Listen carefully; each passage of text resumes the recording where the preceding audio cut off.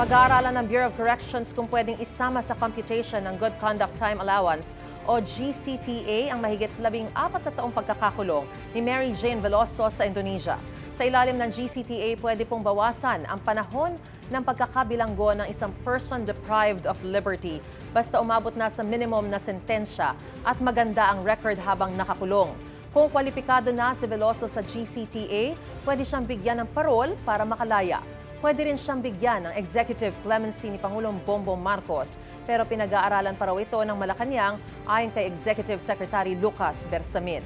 Nasa Correctional Institution for Women sa Mandaluyong si Veloso kung saan siya sinalubong ng yakap ng kanyang mga anak, magulang at mga kapatid kahapon. Pinayagan din silang sama-samang magdiwang ng Pasko roon. 2 buwang mananatili si Veloso sa Reception and Diagnostic Center ng CIW para sa quarantine, orientation at security classification bago ilipat sa regular na selda. Itinutuloy ni Veloso ang kanyang sentensya sa kasong drug trafficking sa Indonesia matapos mahulihan ng heroin sa kanyang maleta noong 2010. Nauna na iginiit ni Veloso na ipinabit-bit lang sa kanya ng kanyang recruiter ang maleta at hindi niya alam na may droga roon.